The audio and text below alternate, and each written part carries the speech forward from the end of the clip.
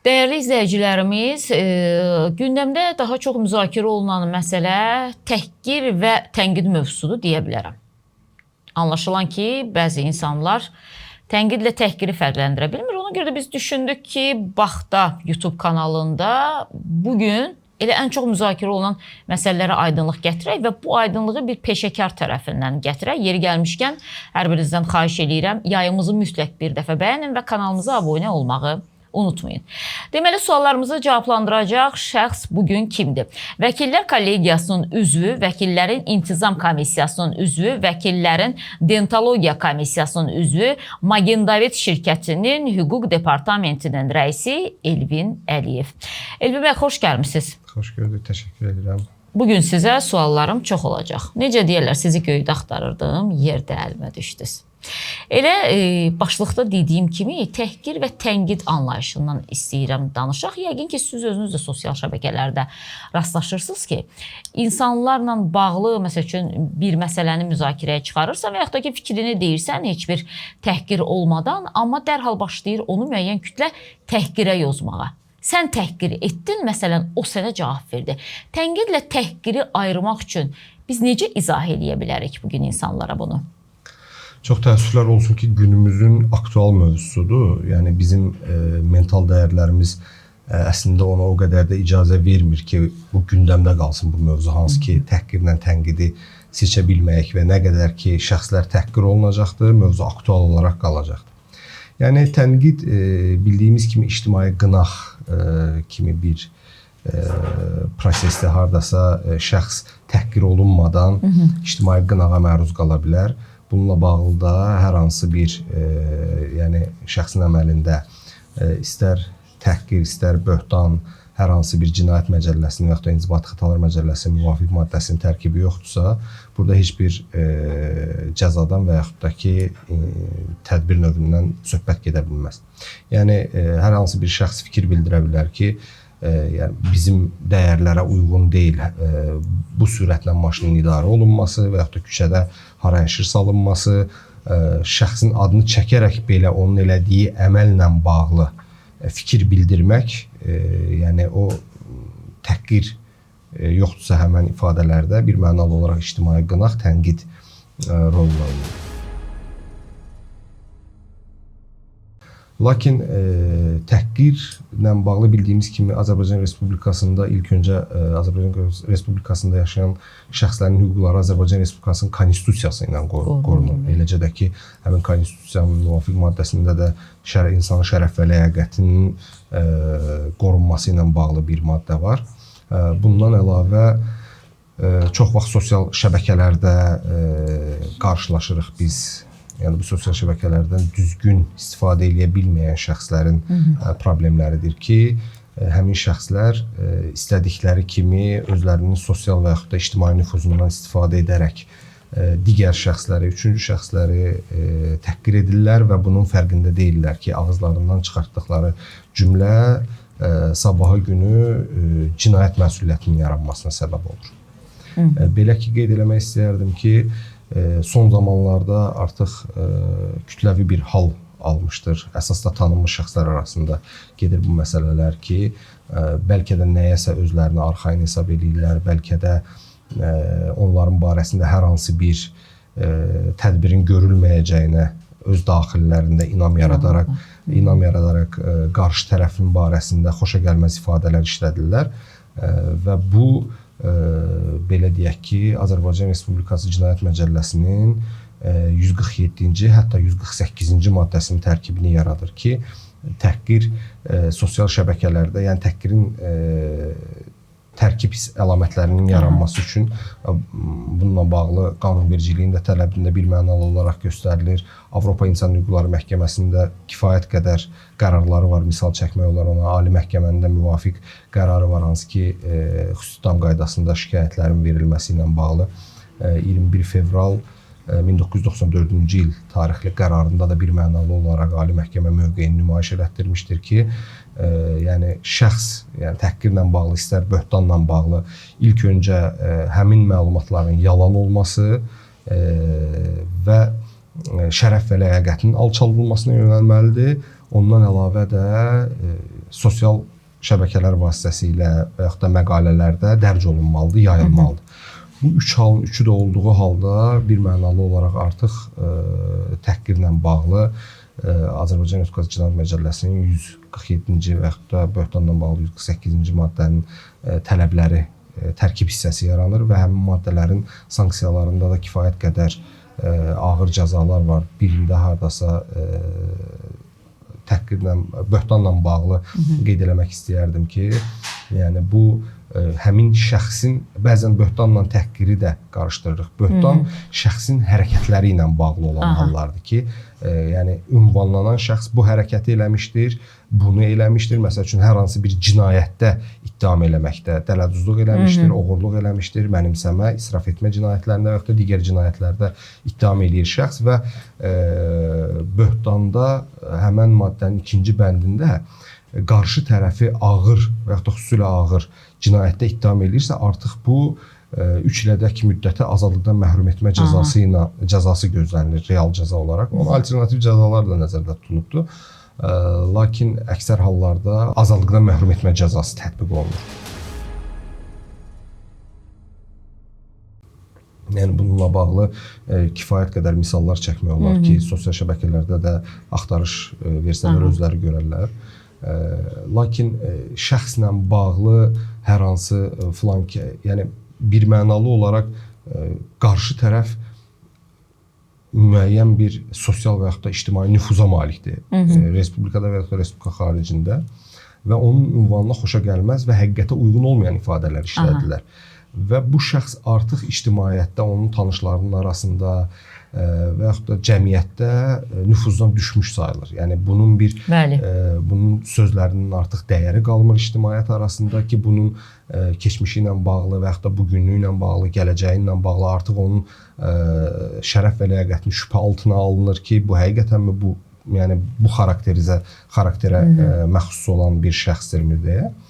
Yəni ona görə bir daha qeyd eləmək istəyirəm ki, istər təhqir, istər böhtanla bağlı yəni son vaxtlar tətbiq olunan cəza azadlıqdan məhrum etmə cəzasıdır. Çox sərt cəzalar tətbiq olunur və xüsusi ittiham qaydasında şikayətlərin verilməsi də Azərbaycan Respublikası Cinayət Prosessual Məcəlləsinin 293-cü maddəsinin 3-cü bəndində bir mənalı olaraq göstərilmişdir. Bəzən vətəndaşlar bunu səhv salırlar mülki işlərlə ki, mən ərizə ilə müraciət elədim, məhkəmə buna baxmalıdır. Qətiyyən belə deyil.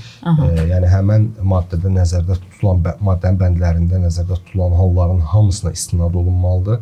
Hətta mən qeyd eləmək istəyərdim, təhqirlə bağlı ki, bu xüsusilik tələb eləyən bir anlayışdır. Bununla bağlı da yəni normal ixtisaslaşmamış, həmin sahə üzrə ixtisaslaşmamış şəxslərin rəy verməsi, qiymət verməsi absurd bir yanaşmadır. Yəni məhkəmələrə müraciət eləyərkən həmin təhqir olunmuş şəxs özünün ünvanına işlədilmiş sözlərin təhqir olub olmaması ilə bağlı lingvistik ekspertizaya müraciət eləyə bilər. Buna görə ekspertlər rəy verir, demək ki, o çıxışlara baxır, ifadələrə baxırlar və rəy verirlər ki, burada təhqir mi var, yoxsa məsəl üçün böhtan mı var, yoxsa sadəcə tənqid var?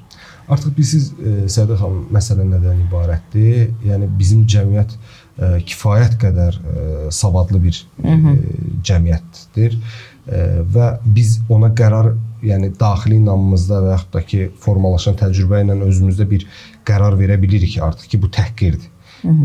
Yəni şəxsin ünvanına ünvanlanmış müəyyən ifadələr təhqirdir. Lakin bizim həmən ifadələrin təhqir olub olmaması ilə bağlı rəsmi bir sənəd vermə, rəsmi bir rəy vermə səlahiyyətimiz olmadığı üçün ekspertizaya müraciət olunur ki, bu şəxsin ünvanına ünvanlanmış ifadələrin təhqir olub olmaması ilə bağlı rəy verməliyik. Elvin bəy, belə bir şey olub ki, məsələn, sizin praktikanızda siz baxmısınız ki, bu təhqirdir, amma o lingvistik deyirsiniz, ekspertizaya göndərsiniz, amma onlar təhqir olduğunu sübuta yetirmirlər ki, yox, burada təhqir ifadəsi yoxdur. Olur mu təcrübənizdə belə bir şey? Xeyr, onunla qarşılaşmamışam, çünki mənim kifayət qədər vəkillik təcrübəm var və bu vəkillik təcrübəsində mənim icraatımda çox sayda xüsusi ittiham qaydasında işlər olubdur. Artıq bir fikir formalaşır şəxslərdə, bir praktika formalaşır ki, hansı ifadələr artıq təhqir hesab olunur və məsəl üçün şəxsin özünün ailəsinə ünvanlanmış, valideynlərinə ünvanlanmış, özünün şəxsiyyətinə ünvanlanmış, şərəf və ləyaqətinə alçaldılmaq məqsədi ilə ünvanlanmış ifadələr bir mənalı olaraq təhqirdir. Yəni bunu cəmiyyət də belə qəbul edir. Sadəcə olaraq təhqir olmasının rəsmi sənəd olaraq verilməsi, yəni bu bir mənalı olaraq lazımdır ki, ekspertiza tərəfindən rəy verilsin. Bu yaxınlarda bir neçə vəkillə söhbət elədim. Orada belə bir ifadə keçdi ki, məsəl üçün bəzən o lingvistik ekspertiza. Deyir, məsəl üçün vəkilin biri deyir ki, mənim işimdə belə bir şey oldu ki, biri digərinə demiş ki, güya bilmirlər sən hansı yuvanın quşusan.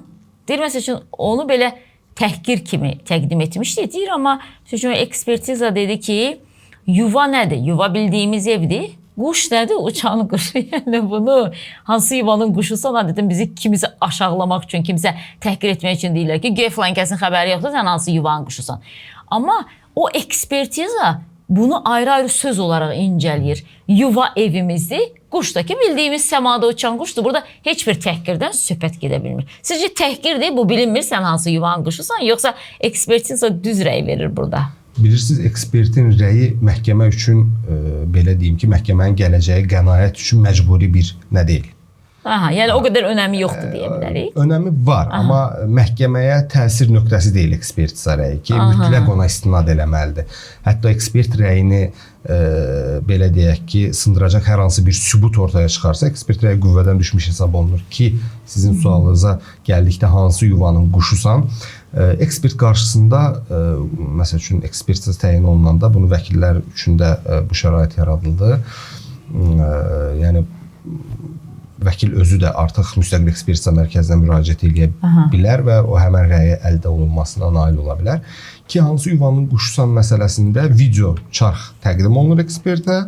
Orada ümumi işlədilmiş ifadələrin arasında, yəni məqsəd qarşı tərəfin alçaldılmasına yönəlibdir. Orada artıq hansı yuvanın quşusan ifadəsi, yəni onlarla cəm harda işləyib də belə deyək, harda işlədilib? Bəli, niyə işlədilibdir? Yəni bu situasiyada orada sual qoyulur ki, məsəl üçün hansı yuvanın quşusan sözü belə deyim ki, təhqirdirmi? Bunun belə qoyulması, sualı belə qoyulması mənim subyektiv fikrimi deyirəm, düzgün deyil. O həmin epizoda uyğun qoyulmalıdır ki, bu işlədilmə yerinə görə təhqirdirmi? Çünki adam belə deyim ki, yəni xoşa gəlməz ifadələr, küçə ifadələri, xoşa gəlməz ifadələr işlədir. Ortasında o ifadəni işlədir ki, yəni cəmiyyət də bilirsən hansı yuvanı quşusan. Ondan sonra yenə başlayır digər təhqir ifadələrini işlətməyə şəxsin ünvanına. Yəni burada mən düşünürəm ki, ekspert orayı verə bilməz ki, orada hansı yuvanın quşusan sözü bu normal quşla və yuva ilə bağlıdır. Bu ümumi söz birləşməsidir. Tək-tək halda indi bu incələnsə o başqa bir məsələ. Tək halda da incələnə bilməz o.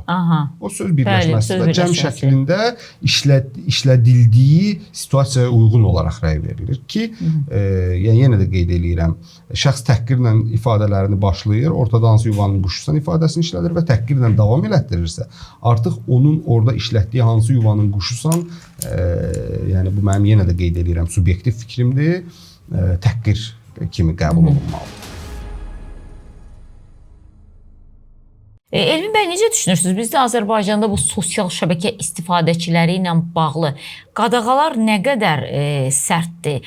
İstifadəçiləri də deməyim, daha belə konkretləşdirsəm, məsəl üçün sosial şəbəkələrdə o elə haqqında danışdığımız təhqiramiz ifadələrin çox geniş bir vüsət alması, ondan sonra açıq-açığına fahişəliyin təbliğ olunması, mən məsəl üçün çox üzr istəyirəm, sosial şəbəkələrdə qızlar var ki, konkret qiymətlərini yazırlar şəkillərinin üzərinə və bu nömrəni əlaqə saxlayarsınız deyirlər. Düzü bu yaxınlarda prezidentin də bununla bağlı bir imzaladığı qanun oldu ki, 500 manat məbləğində cərimə. Sizcə 500 manatla biz əxlaq normalarımızı tənzimləyə bilərikmi, yoxsa sosial şəbəkə üçün daha ciddi addımlar atmaq lazımdır, yoxsa mümkün deyil sosial şəbəkə istifadəçilərini belə deyək də o korrekt etmə bir çərçivəyə salmaq?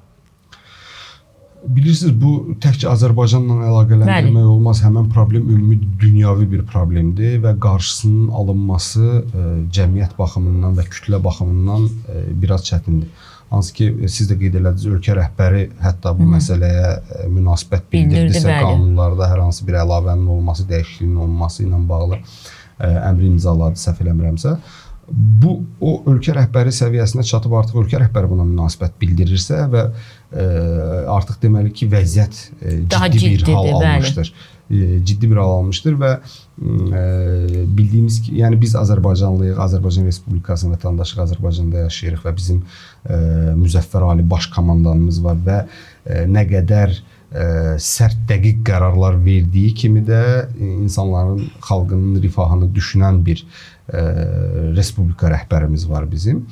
Yəni düşünürəm ki, cənab prezident bununla bağlı humanist ilkin addımlar atıbdır ki, bəs bu əgər kifayət etməzsə, həmən tədbirlər 500 manatlıq cərimə kifayət etməzsə, onda daha sərt qanunvericilikdə dəyişiklik olunaraq daha sərt, hətta inzibati və yaxud da ki, cinayət məcəlləsinə də müvafiq maddələr əlavə olunar. Hansı ki, qeyd edirsiniz ki, şəxslər barəsində yəni fahişəliyin təbliğ olunması və yaxud da ki, pis vərdişlərin təbliğ olunması, narkotik vasitələrin, içkilərin təbliğ olunması, qumar oyunlarının, mərc oyunlarının təbliğ olunması, qanunsuz keçirilən qumar oyunlarının təbliğ olunması. Bununla bağlı Azərbaycan Respublikasının Cinayət Məcəlləsində də, İnzibati Xətalar Məcəlləsində də kifayət qədər maddələr var və hüquq mühafizə orqanları tərəfindən həmin şəxslərin qanunsuz əməllərinə qiymət verilib, onlar məsuliyyətə, yəni istər inzibati, istər cinayət, istər mülki məsuliyyətə cəlb olunurlar. Yəni kifayət qədər bizim qanunlarımız sərtdir və tətbiq olunur. Elvin bəy, ev dustaqlığı məsələsinə gəlmək istəyirəm. Biz az öncə o hansı yuvan quşudur məsələsinə toxunanda dedik ki, burada bir söz birləşməsi var. Ev dustaqlığında da əslində söz birləşməsidir. Məsələn, bunu deyəndə ki, filan kəs ev dustaqlığına buraxıldı, avtomatik insanın beyninə o gəlir ki, bu adam ancaq evin daxilində ola bilər. Yoxsa burada bir neçə kilometr ərazi nəzərdə tutulur ev dustaqlığına buraxılan şəxslər üçün. Kilometr varsa bir onu deyim, mən üzərindən bir sualım var, ardınca verəcəm, sonra cavabınızı eşidin. Ev dustaqlığı qətimkan tədbiri cinayət törətmiş şəxslə bağlı təqsirləndirilən şəxslərin barəsində seçilir və əksər hallarda həbs qətimkan tədbirinə alternativ olaraq həm ev dustaqlığı və yaxud da ki, girov qətimkan tədbirləri ilə əvəz oluna bilər. Əsasən də ağır və xüsusilə ağır cinayət törətmiş şəxslər barəsində ilkin istintaq, ibtidai istintaq aparılarkən həbs qətimkan tədbiri də seçilir və müəyyən şəraitin dəyişməsi ilə bağlı, yəni dəymiş ziyanın ödənilməsi olsun, zərər çəkmiş şəxslə barışığı əldə olunması olsun, məhkəmə humanistlik göstərərək şəxsi ev dustaqlığına buraxır. Onun ailə vəziyyətində nəzərə alır, digər yüngülləşdirici hallarda. Lakin məhkəmə təqsirləndirilən şəxsin barəsində seçilmiş həbs qətimkan tədbirini ev dustaqlığı ilə əvəz etdikdə onun üzərinə müəyyən vəzifələr qoyur. Yəni mən bu dəqiqə hamısını sadalayacaq qədər vaxtımız yoxdur, lakin mən qısa olaraq sadalayım. Yaşadığı yeri tərk etməmək. Telefonundan və yaxud da ki, digər elektron cihazlardan istifadə etməmək, zənglərə cavab verməmək və yaxud da ki, qonaq qarşılamamaq, qonaq qəbul etməmək. Yəni belə nələr qoyur, vəzifələr qoyur və həmən vəzifələrin pozulması təkrar həbs qətimkan tədbirinin seçilməsi üçün bir mənalı olaraq əsasdır. Yəni bu qanunun imperativ normasıdır. Yəni ev dustaqlığı ilə bağlı, yəni kim barəsində seçilibsə həbs qətimkan tədbiri, ona artıq bir dəfə humanistlik göstərilərək ev dustaqlığı seçilibdir də. Bu ev dustaqlığının şərtlərini də pozduğu təqdirdə artıq onun barəsində yenidən həbs qətimkan tədbiri seçilə bilir. İndi bir sual da verim sizə. Ramiz Mehdiyevlə bağlı ev dustaqlığı qətimkan tədbiri seçildi və deyilənə görə Ramiz Mehdiyev öz villasının daxilindən ki, onun böyük bir bilməm neçə hektar villası var, həyətyanı sahəsi var. Yəni o həyətinin ətrafından kənara çıxmır. Ramiz Mehdiyev də ev dustağıdır və Rəqsanə İsmailova da ev dustağıdır. Ramiz Mehdiyev həyətində fırlanır. Rəqsanə İsmailova isə konsert verir, televiziyalara çıxır, sosial şəbəkələrdə mütəmadi çıxışlar eləyir, canlı yayımlar açır. Kim həqiqi ev dustağıdır belə olanda? Biz bayaq da qeyd elədim, burada şəxslərin adların bir o qədər əhəmiyyəti yoxdur. Aha. Məsələ təqsirləndirilən şəxs statusu var və onun barəsində seçilmiş qətimkan tədbiri var.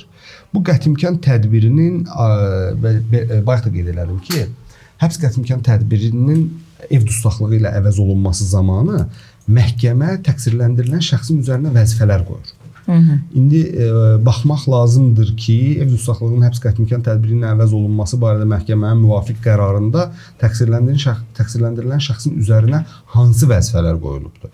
Yəni orada birmənalı olaraq mən öz təcrübəmdən saysız, hesabsız iştirak eləmişik. Yəni bunu mənim həmkarlarım da təsdiqləyə bilər, hüquq mühafizə orqanlarının əməkdaşları da təsdiqləyə bilər ki, məhkəmə birmənalı olaraq həbs qətimkan tədbirinin ev dustaqlığı ilə adından da bəllidir, ev dustaqlığı. Bunun yaşadığı, göstərdiyi ünvandan, orada ünvan birmənalı konkret dəqiq olaraq göstərilir ki, Bakı şəhəri, bu küçə, bu ünvan, bina bu, ev bu və yaxud da ki, mənzil bu, fərdi yaşayış evi olaraq oranı tərk etməmək, oradan çıxmamaq birmənalı olaraq öhdəliyi qoyulur.